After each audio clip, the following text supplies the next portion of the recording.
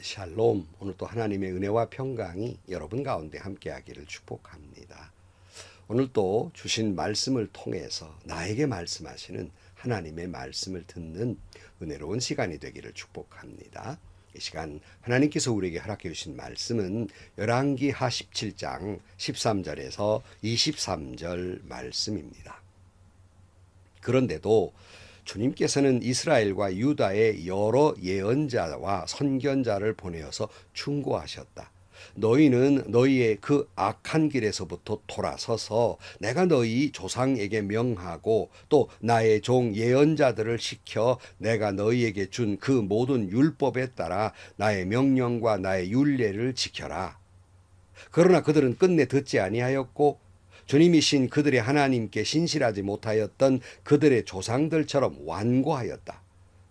그리고 주님의 율례와 주님께서 그들의 조상과 세우신 언약과 그들에게 주신 경고의 말씀을 거절하고 헛된 것을 따라가며 그 헛된 것에 미혹되었으며 주님께서 본받지 말라고 명하신 이웃 나라들을 본받았다. 또 그들은 주님이신 그들의 하나님께서 주신 그 모든 명을 내버리고 쇠를 녹여 부어 두 송아지를 형상을 만들었으며 아세라 목상을 만들어 세우고 하늘의 별들에게 절하며 바알을 섬겼다. 그들은 또한 자기들의 자녀들을 불살라 제물로 바치는 일도 하였다. 그리고 복술도 하고 주문도 외우며 주님께서 보시기에 악한 일을 함으로써 주님께서 진노하시게 하였다. 그러므로 주님께서는 이스라엘에게 크게 진노하셨고 그들을 그 면전에서 내쫓으시니 남은 것은 유다 지파뿐이었다.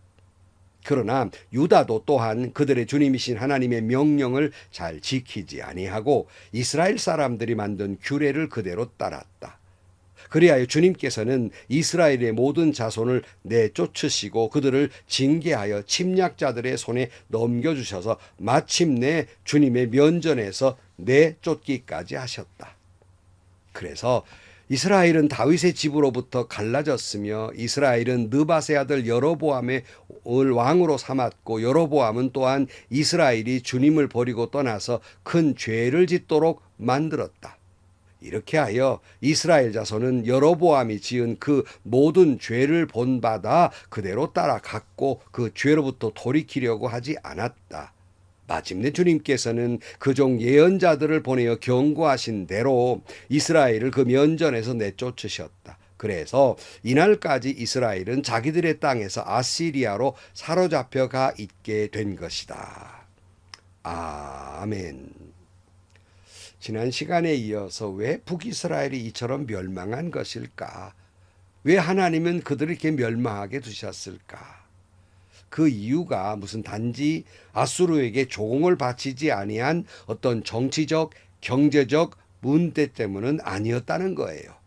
돈의 문제도 정치의 문제도 아니었고 중요한 원인은 하나님을 배반한 것이다 하는 말씀이에요. 하나님이 제일 싫어하는 우상 숭배를 하였습니다. 하나님을 믿고 따르는 다윗의 길을 떠나서 우상을 숭배하는 여로보암의 길로 간 거예요. 오늘 본문은 계속해서 그들의 모습을 이렇게 말씀하고 있어요. 13절입니다. 그런데도 주님께서는 이스라엘과 유다의 여러 예언자와 선견자들을 보내어 충고하셨다. 너희는 너희의 그 악한 길에서부터 돌아서서 내가 너희 조상에게 명하고 또 나의 종 예언자들을 시켜 내가 너희에게 준 그 모든 율법에 따라 나의 명령과 나의 율례를 지켜라. 그러나 그들은 끝내 듣지 아니하였고 주님이신 그들의 하나님 신실하지 못하였던 그들의 조상들처럼 완고하였다 그랬어요. 여러분, 이집트에서 노예 생활했던 이스라엘을 하나님께서 구원해 내셨는데 이걸 배신했단 말이에요. 우상 숭배했단 말이죠. 이걸 하나님이 보시면서 그냥 언제 벌을 내리겠다고 그저 견주어 계셨던 것이 아니에요. 어쨌든 그들을 돌아오라고 말씀을 계속 하셨어요. 많은 예언자들, 선견자들을 보내서 하나님께로 돌아오라. 말씀에 따라 살아가라고 말씀했지만 이들이 조상적부터 완고해가지고 그 말씀을 듣지 아니했다 하는 말씀이에요. 특별히 하나님께서 북이스라엘에게 보낸 하나님의 종들, 하나님의 사람, 예언자들, 선견자들이 누구였습니까? 쭉 우리가 그동안 살펴봤잖아요. 엘리야가 있고 엘리사가 있고 호세아가 있고 아모스가 있고 요나가 있습니다. 계속 그들을 보냈어요. 근데 끝내 그들은 고집스럽게 듣지 않습니다. 사랑하는 성도 여러분, 우리는 이 말씀을 들으면서 아니 왜 북이스라엘은 그렇게 선지자들을 보내주어서 말씀을 하셨으면 순종할 일이지 왜 그렇게 말씀 안 들어서 멸망했나? 나무라십니까? 혀를 차십니까? 여러분 오늘 그런 모습, 그런 어리석은 모습이 우리에게는 없는 것입니까? 오늘 또 우리가 하나님이 보내신 하나님의 사람, 하나님의 메신저, 하나님의 대언자, 목사님들의 설교 말씀을 들으면서 그래 내가 그렇게 살아야지 아멘하고 순종하셨습니까? 때로는 아이고 목사님 그렇게 말씀은 좋은 말씀 하는데 세상이 그렇게 안 되는 겁니다. 그 말씀은 말씀이고 우리가 세상 목사님 못 살아봤어 그렇지 그게 안 되는 겁니다. 미친 사람 소리처럼 치부해버리고 마는 것은 아닙니까? 말씀은 좋지만 상황이 그렇고 시대가 아니라고 그렇게 말씀하고 있습니까? 때로는 아니 내가 말씀을 듣고 위로받으려고 왔더니 뭔 자꾸 죄를 말하고 회개하라 그러니 내가 교회 와서 또 다른 스트레스 받을 일이 있습니까? 뭐 이러고 사는 겁니까? 너무나 말씀의 홍수 속에 있으니까 말씀을 건성건성 들어서 한쪽 귀로 듣고 한쪽 귀로 흘려드리는 그런 모습으로 말씀을 듣고 있습니까? 여러분들은 북이스라엘과 다른 점이 뭡니까? 여러분들도 북이스라엘 사람들과 같이 목이 고다 예언자들의 말씀을 듣지 아니했다면 심판도 북이스라엘이 당한 것과 똑같은 심판을 받게 될 것이라는 거예요. 멸망을 당하고 포로로 끌어가고 수모를 당했던 그들의 모습, 우리가 불신앙의 모습이 북이스라엘 같다면 우리의 심판의 모습도 같을 거라는 말씀이에요. 15절 말씀. 그리고 주님의 율례와 주님께서 그들의 조상과 세우신 언약과 그들에게 주신 경고의 말씀을 거절하고 헛된 것을 따라가며 그 헛된 것에 미혹되었으며 주님께서 본받지 말라고 명하신 이웃 사람들을 본받았다 그랬어요. 하나님의 말씀, 경고의 말씀을 거절하고 세상의 헛된 것에 미혹되고 본받지 말라고 하는 말씀을 하시는데도 불구하고 혹시 우리는 세상을 본받고 있는 것은 아닙니까? 또 모든 문제를 세상적으로 해석하고 있지는 않습니까? 우리 신앙이나 어떤지 간의 모든 문제를 신앙적으로 해석하고 해결책도 신앙적으로 해결책을 가져와야 되는데 세상이 교회를 본받아야 되는데 교회가 세상을 본받아 가지고 다 세상식으로 해버리고 말아요. 여러분 이게 옳은 일입니까? 거룩해야 될 것이 타락하면 가장 더러운 것이 됩니다. 거룩한 교회가 세상적으로 타락하면 제일 더러운 것이 되는 거예요. 오늘 우리 곁에 그런 모습은 없습니까? 16절 말씀. 또 그들은 주님이신 그들의 하나님께서 주신 그 모든 명을 내버리고 쇠를 녹여 부어 두 송아지 형상을 만들었으며 아세라 목상을 만들어 세우고 하늘의 별들에게 절하며 바알을 섬겼다. 그들은 또한 자기들의 자녀들을 불살라 제물로 바치는 일도 하였다. 그리고 복술도 하고 주문도 외우며 주님께서 보시기에 악한 일을 함으로써 주님께서 진노하시게 하였다. 온갖 우상을 다 섬겼단 말이에요. 금송아지도 섬기고 아세라 목상도 섬기고 여기 자녀들을 불 가운데서 제물로 바쳤다는 건 암몬의 몰렉 밀곰이라고 그러죠. 이걸 섬긴 거예요. 그 하나님이 진노하시게 된 거죠. 18절. 그러므로 주님께서는 이스라엘에 크게 진노하셨고 그들을 그 면전에서 내쫓으시니 남은 것은 유다 지파뿐이었다. 그러나 유다도 또한 그들의 주님이신 하나님의 명령을 잘 지키지 아니하고 이스라엘 사람들이 만든 규례를 그대로 따랐다. 북이스라엘도 남유다 똑같았다는 얘기예요.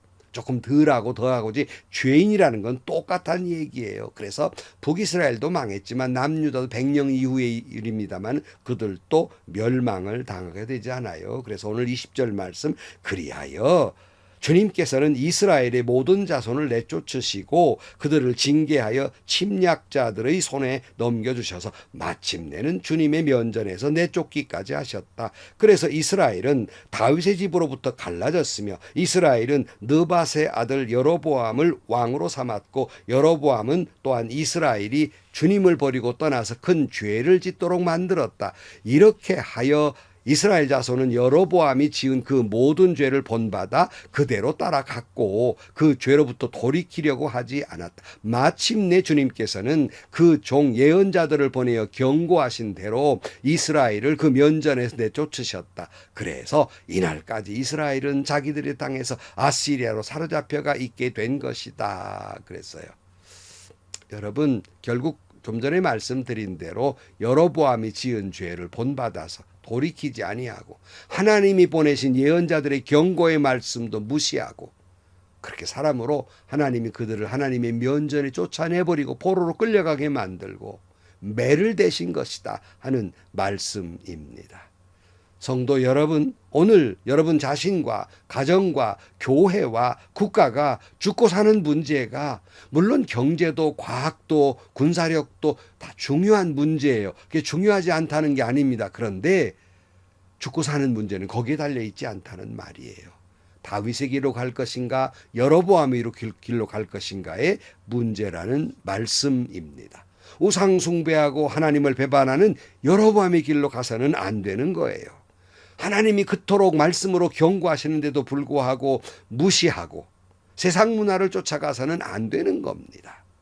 오직 하나님 앞에서 옳은 길로만 모든 것을 신앙 중심으로 해석하고 신앙적인 방법으로 일을 다 해결하는, 그래서 하나님의 말씀과 율례를 잘 지키고 가서 다윗의 길로만 가는 여러분들이 되셔서 그래서 여러분 자신이 살고 가정과 교회와 국가가 사는 은혜가 있기를 주의 이름으로 간절히 축원합니다.